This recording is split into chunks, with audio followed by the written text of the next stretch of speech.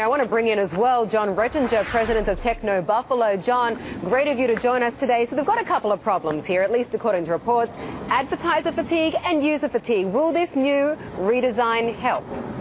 So this redesign is aimed squarely at addressing both of those issues. Now, certainly putting pictures front and center, making videos easier to find is great for the end user, and it makes the end user able to find information easier, but also advertisers find information a lot easier. So people should get ready for larger, louder ads. This is the digital version of putting giant neon lights glowing and arrows pointing right at your new newsfeed. And in terms of the ads that need to be on Facebook, and am I right in thinking here, John, they kind of need to be very participatory. You know, the average person who goes on Facebook is used to interacting, wants to be able to shape maybe the ad campaign themselves.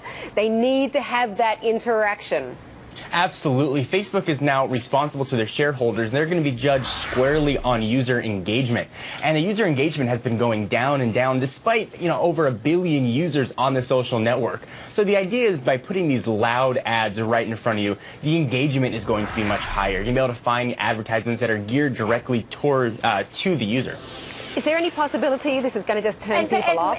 I mean, John, just more ads, more stuff. Is it just going to turn people off and exacerbate the problem that's already going on?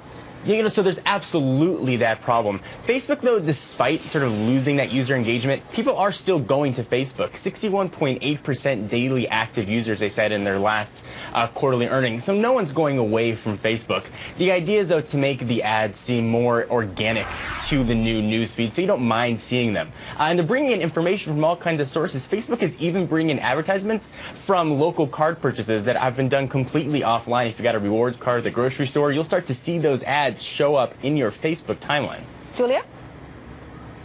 And Mandy, I just want to say that the reason why they are putting such an emphasis on photos and why we'll see that also impact the way ads show up is because Facebook has found that people engage much more with photos in their newsfeed than they do with text updates. So people want to see photos, and that's why that's really influencing all of these changes. And at the end of the day, what people engage with, whether it's from their friends or with advertisers, if it is photo-based, then that is going to really direct a lot of what we see on the site moving forward. Can I ask a question? It's kind of off the topic of Facebook, but in the same sort of sector here, John. Whatever happened to Google Plus?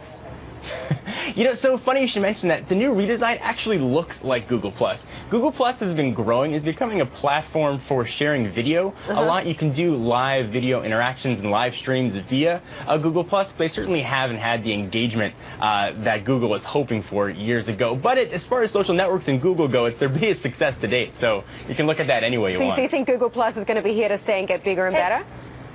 Yeah, I think Google's got the resources to make sure Google Plus is here. What do you think, Julia? To be a while.